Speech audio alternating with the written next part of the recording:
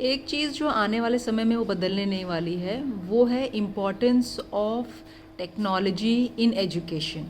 कल अगर बच्चे को किसी भी प्रकार का जॉब करना है तो उसको टेक्नोलॉजी की पकड़ होना शुरू से बहुत ज़रूरी है। आजकल हम आर्टिफिशियल इंटेलिजेंस एआई की बात करते हैं, कोडिंग की बात करते हैं।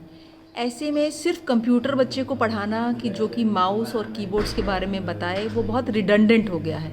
अब ज़रूरत है कि बच्चा पढ़े what is coding, what is AI, what are the mobile applications. आपके ज्ञानपीठिका स्कूल में हम ऐसी चीज़ें पढ़ाते हैं जो उसको फ्यूचर के जॉब्स के लिए रेडी करता है। ये सिक्योर क्लासरूम्स हैं, ये हाइब्रिड क्लासरूम्स हैं। मतलब कोविड हो चाहे ना हो, शीतलहरी में ऑलमोस्ट 1 महीना हमारा स्कूल बंद हो जाता है, गर्मी में 2 महीने बंद करना पड़ता है बिकॉज ऑफ हीट, और छुट्टियों में जब बच्चे घर जाते हैं, अब शादियों में घर जाते हैं तो कंटिन्यूटी नहीं बनी रहती है अपने सोशल नीड्स की वजह से या वेदर चेंज की वजह से कि बच्चे कंटिन्यूस पढ़ पाएँ। ये जो हाइब्रिड मोड है जिसमें कि बच्चे क्लासरूम में भी पढ़ सकते हैं और जहाँ हों वहाँ से भी पढ़ाई कर सकते हैं, उनसे काफ़ी उनके जो डेज़ सिर्फ चले जाते हैं ठंड और छुट्टियों की वजह से वो हम लोग कवर अप कर सकते हैं। इसलिए आपके स्कूल को अब संपूर्ण तरीके से डिजिटाइज्ड कर दिया गया है। मतलब हर क्लास में स्मार्ट पैनल्स होंगे जिसमें इंटरनेट और डिजिटाइज्ड लेसन प्लान्स के थ्रू टीचर्स क्लास पढ़ाएंगे। हर टीचर के पास अपना टैब होगा। ये टैब्स जो लोग अफोर्ड कर सकते हैं वो बच्चे भी ले सकते हैं। सारा लेसन प्लान, बुक्स, सब कुछ इस डिजिटल तरीके से पढ़ाया जाएगा। पिछले 2 साल में सिर्फ हमारा स्कूल, आपका ज्ञानपीठिका स्कूल, ऐसा है जो कि स्मूथली अपने सारे ऑफलाइन एक्टिविटीज़ को ऑनलाइन कर पाया है। चाहे वो आपका 14 नवंबर हो या आपकी 26 जनवरी हो या आपका किसी भी तरह का डिबेट हो, एक्सटेम्पोर हो, एग्ज़ाम लेना हो, पेरेंट्स टीचर्स मीटिंग हो, इंक्वायरीज़ हो, सब कुछ हम लोग ऑनलाइन लेते रहे हैं। क्लासेस भी ऐसा नहीं है कि व्हाट्सएप पर रिकॉर्डेड सेशन जा रहे हैं, बल्कि लाइव बच्चा अपने टीचर से ऑन रियल टाइम कनेक्ट करता है, अपने प्रॉब्लम्स, अपने डाउट सॉल्व करता है।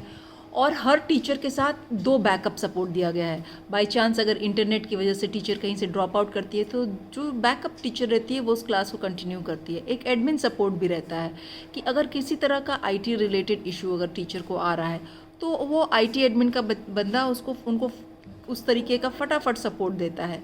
तो हमने ये चीज़ बड़ी स्मूथली पिछले 2 साल में करी है।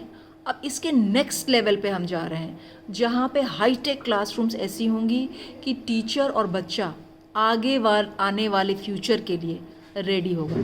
हमारे यहाँ की जो हैंड्स ऑन लर्निंग है जिसमें इंटरैक्टिव लैबोरेटरीज़ में आपको मैथ्स, साइंस चीज़ें बच्चे जोड़ करके बना करके सीखते हैं, वो तो as a part of curriculum हम लोगों ने ऑनलाइन भी किया है। सैटरडे क्लब इसीलिए शुरू किया गया कि जो बच्चे यदि जिन महीनों में स्कूल नहीं आ पा रहे हैं और लैबोरेटरीज़ में नहीं जा पा रहे हैं तो अपने किट्स के थ्रू जो चीज़ें मटेरियल उनके घर पे अवेलेबल हैं या स्कूल से भेजी गई हैं उनके थ्रू वो ये सब कुछ सीख पाएँ।